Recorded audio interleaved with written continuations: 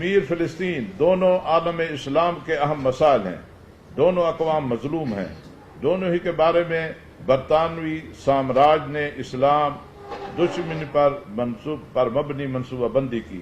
رہبر اسلام آقا خامنئی کے بقول کشمیر کا مسئلہ برطانیہ کی خباثت سے آج تک باقی ہے، وہ جان بوجھ کر اور ایک گہری سازش کے تحت اسے چھوڑ گیا۔ اقوام متحدہ نے کشمیریوں اور فلسطینیوں کے حقوق کے لیے قراردادیں تو پاس کی، لیکن ان پر آج تک عمل درآمد نہیں ہوا۔ فلسطینی جس طرح در بدر اپنے گھر سے بے گھر ہیں، اسی طرح کشمیری در بدر ہیں۔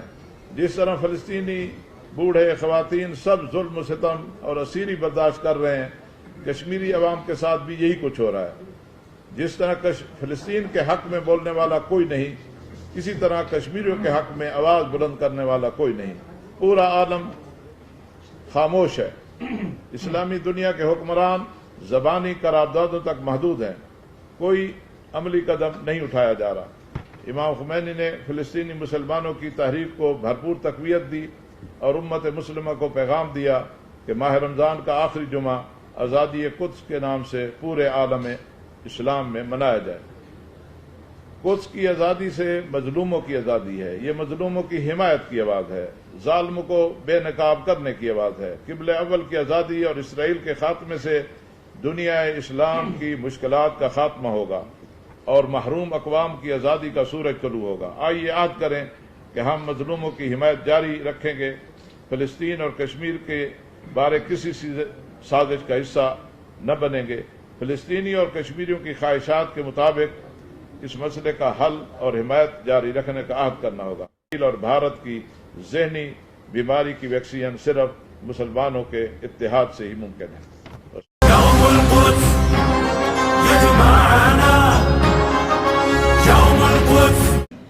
جہاں ظلم اور زیادتی ہو رہی ہے، چاہے وہ فلسطین میں ہے، چاہے وہ کشمیر میں ہے، چاہے وہ فلسطین کا طرز عمل کشمیر میں دہرایا جا رہا ہے، جہاں سے لوگوں کو نکال کے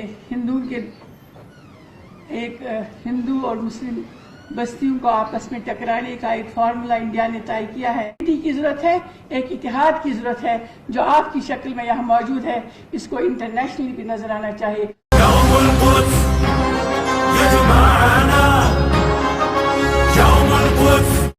جب تک ہمارے اندر اتحاد اور اتفاق نہ ہو، اس وقت تک کوئی مشن کامیاب نہیں ہو سکتا۔ آج ہمیں سب کو مل کر فلسطین اور کشمیری بھائیوں کے لیے دامے گرنے سکنے قدمے جانے والے ان کی حمایت کرنی چاہیے۔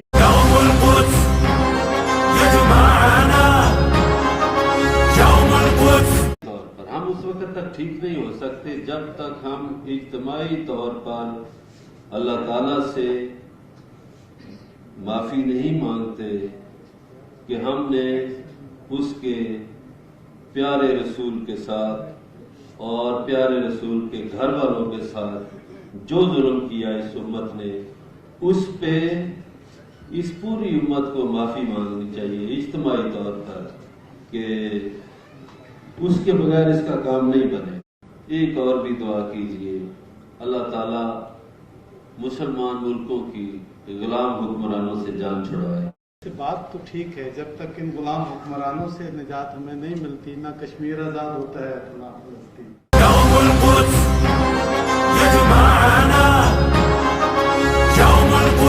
میرا خیال ہے کہ مظلومین جو ہے اصل میں وہ قوتیں ہیں جن کے پاس تمام طاقت ہے، وہ ایٹمی طاقت سے بھی مالا مال ہیں، وہ معاشی طاقت سے بھی مالا مال ہیں، ان کے پاس تیل کے بھی گیس کے بھی ذخائر ہیں، لیکن کہیں وہ ہمت نہیں ہے، وہ جرت، وہ قوت، وہ عشق، وہ جہاد کا جذبہ، وہ شوق شہادت، وہ کہیں خال خال آپ کو نظر آتا ہے۔ تو علامہ صاحب، ان مظلومین کے لیے بھی کانفرنس ہونی چاہیے، کیونکہ مظلوم تو وہ ہیں، کشمیری اور فلسطینی کہاں سے مظلوم ہو گئے؟ یہ تو شہادتیں دے رہے ہیں، یہ تو ظالم کے سامنے کھڑے ہیں بالکل ٹکرانے کے لیے۔ کب سے بچے شہید ہو رہے ہیں۔ فلسطین کا مسئلہ صرف مذہبی مسئلہ نہیں ہے، وہ بھی ہے، لیکن یہ ایک باقاعدہ لیگل مسئلہ ہے جس کو اقوام عالم نے قبول کیا، اسی انداز میں بین ہی جس طرح کشمیر کا مسئلہ قبول کیا۔ اب دنیا اس سے جو ہے وہ خاموشی ہو گئی ہے، بالکل وہاں ڈیل آف دا سینچری ہو جاتی ہے، جس کو میں ڈیتھ آف اے نیشن کہتا ہوں۔ وہ ڈیتھ آف اے نیشن ہے، ایک موت کے پروانے کے اوپر، ایک قوم کی موت کے پروانے کے اوپر دستخط کیے گئے، اور افسوس کہ آج وہ قوتیں، وہ 41 ممالک کی فوج کا کردار مایوس کن، نہ کشمیر کے اوپر اور نہ ہی فلسطین کے اوپر۔ اگر ایک شاہرگ ہے تو دوسرا دل ہے، بغیر دل اور بغیر شاہرگ کے کب تک چلیں گے؟ کہوں کہ یہود و نصارہ تمہارے دوست نہیں ہیں، لیکن ہم بضد ہیں، تاکہ فلسطین کے لیے، کشمیر کے لیے جہاد کرنا پڑے۔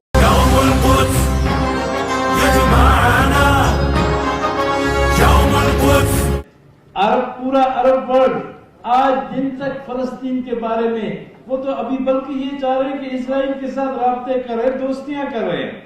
یہ تو پھر بھی اگر کوئی بات چلی ہے، چلتی ہے، یہی پاکستان سے، جس کو اسلام کا قلعہ آپ کہتے ہیں۔ اگر یونائٹڈ نیشنز کی ریزولوشن پر ہم بیٹھے رہیں گے، یا وہ جو فورم اسلامک کنٹریز کا، جس کو گورے پہلے آپ سب دوستوں کو پتا ہے OIC کر کے کہتے ہیں، OIC ہے، وہ OIC نے کچھ نہیں کرنا اس کے بارے میں۔ اگر وہ UN ریزولوشن کو نہیں مانتا، پھر ہم کو UN ریزولوشن کو مانتے ہیں۔ دوسری عرب دنیا میں جو کچھ ہو رہا ہے، ہسپتالوں پر حملے ہو رہے ہیں، یمن میں بچوں کے ہسپتالوں پر حملے ہو رہے ہیں، وہ کون کر رہا ہے؟ وہ ہمارے اپنے تیل کے بھائی، تیل والے بھائی، ان یہودیوں کے ذریعے، ان روسیوں کے ذریعے ہسپتالوں پر حملے کرا رہے ہیں اپنی حکومتیں بچانے کے لیے۔ یہ تمام متفقہ معاملات ہیں۔ میں اتنے بڑے جید علماء بیٹھے ہیں، ان کے سامنے زیادہ بات کو نہیں۔ آپ ان عرب ممالک کو دیکھ لیں گے جو کہ مودی کو ہار پہناتے ہیں اور تمغے دیتے ہیں۔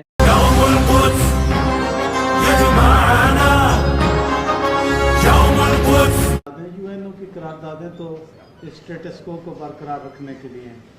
UN اور OIC کی امید جو ہے، یہ اس کو تو ختم ہی کرنا پڑے گا، کوئی اس کے علاوہ چارہ نہیں۔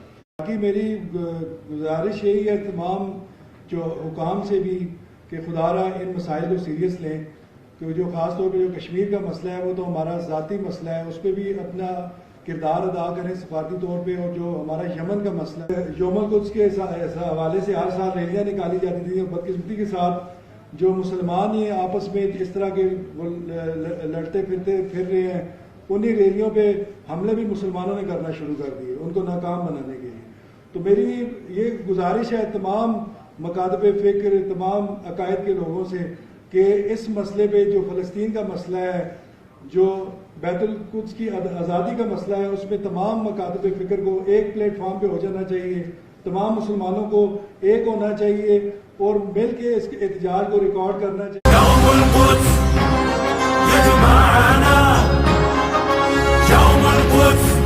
فلسطین کا مسئلہ ہو یا کشمیر کا مسئلہ ہو، یہ کسی فرقے یا کسی جماعت سے تعلق نہیں ہے، یہ تو عالم اسلام سے ہے اور پورے مسلمانوں سے ہے۔ یہ بیت المقدس ہماری امانت ہے جس میں خیانت کی جا رہی ہے، جس پر ناجائز قبضہ ہے، جس میں ہمارے پیارے حبیب سید الانبیاء حضرت محمد رسول اللہ صلی اللہ علیہ وسلم نے سوالات انبیاء علیہ السلام کے لیے نماز پڑھائی، اور یہ وہی قبلہ ہے کہ اللہ کے پیارے حبیب نے 16-17 مہینے مدینہ منورہ کے اندر بیت المقدس کی طرف منہ کر کے نماز پڑھی۔ آج ہمارے غیرت کا مسئلہ ہے، اور جب تک غیرت ایمانی ہمارا جاگے گا نہیں، اس وقت تک معاملہ کچھ نہیں ہو سکتا۔ یہ صرف قراردادیں اور باتوں تک مسئلہ نہیں ہوتا۔ میں تو سمجھتا ہوں کہ آج پوری دنیا میں مسلمانوں پر، چاہے فلسطین ہے، چاہے وہ کشمیر ہے، چاہے وہ افغانستان ہے، چاہے وہ عراق ہے، مسلمانوں پر بے تحاشا ظلم ہو رہا ہے۔ اور ظلم اس لیے ہو رہا ہے کہ ہمارے حکمران سوئے ہوئے ہیں یا وہ دوسروں کے کسی کے رحم و کرم پر ہیں. تو اس اعتبار سے ان کے اندر وہ جرأت نہیں ہے. اگر جرأت ہو تو آج تمام وسائل اللہ تعالیٰ نے مسلمان کو دیے ہوئے.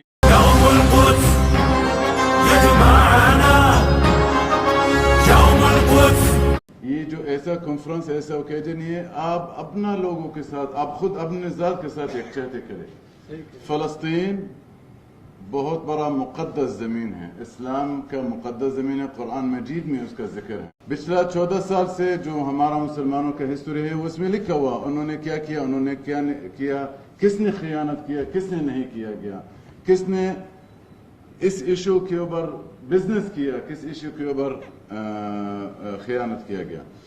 اور اسپیشلی یہ کوشچنز ہوتا ہے تم لوگ نے اپنا زمین کیوں بیچا.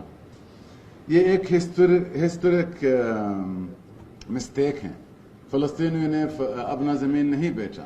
فلسطین اور کشمیر دونوں جب یہ مسئلہ شروع ہوا 47 میں، 47 میں اور 48 میں، یہ دونوں ریجنز برٹش کولونیل رول کے اندر تھا.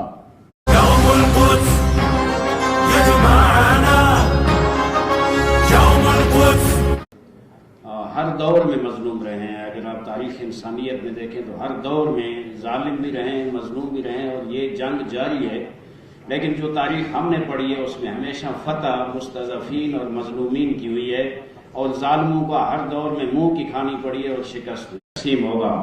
فلسطین ہو، کشمیر ہو، یمن ہو، شام ہو، عراق، لبنان، یہ جو صورتحال ہے، ہم یہ کہتے ہیں کہ ہماری کچھ ذمہ داریاں ہیں، اسلامی ممالک کی کچھ ذمہ داریاں ہیں. میں بہت بڑا واقعہ ہوا ہے، یہ معمولی نہیں تھا. آکے حزب اللہ کے چند ہزار جوانوں نے اسرائیل کی اس متکبرانہ طاقت کو خاک میں ملا دیا.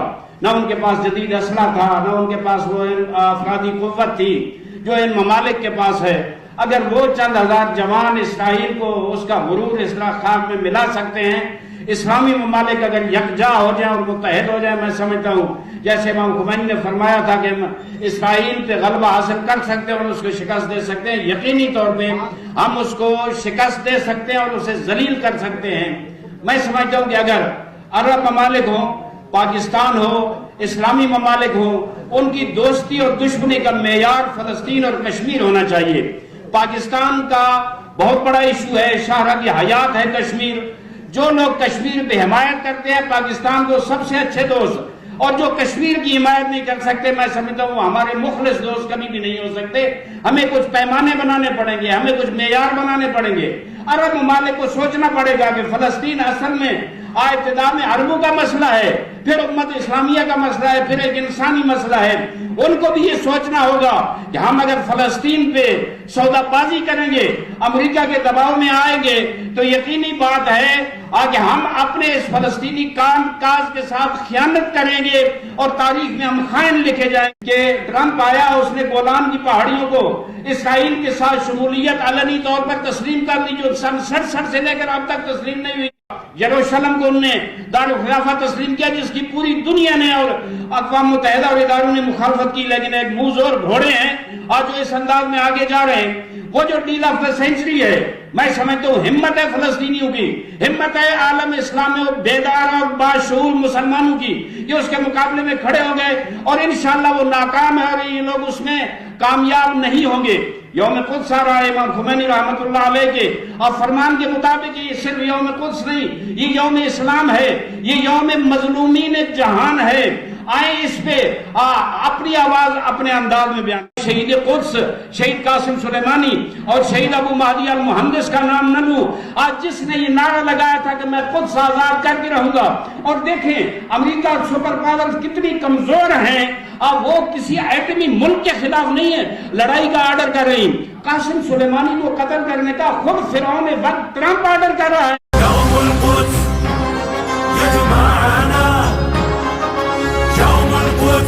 بے شک اس وقت فلسطین کے اندر ہمارے فلسطینی بھائی ایک بہت مشکل کا شکار ہے، اور وہ مشکل ایک تو اسرائیل کا غاصبانہ قبضہ ہے، لیکن اس کے ساتھ ساتھ یہ کورونا کے حوالے سے جس طریقے سے فلسطینیوں کو مزید مظالم کا شکار بنایا جا رہا ہے، وہ بھی اس وقت اس بات کا تقاضا کرتا ہے کہ ہم انسانی حقوق کی تنظیموں کے پلیٹ فارم پہ یہ مسئلہ بھی ضرور اٹھائیں۔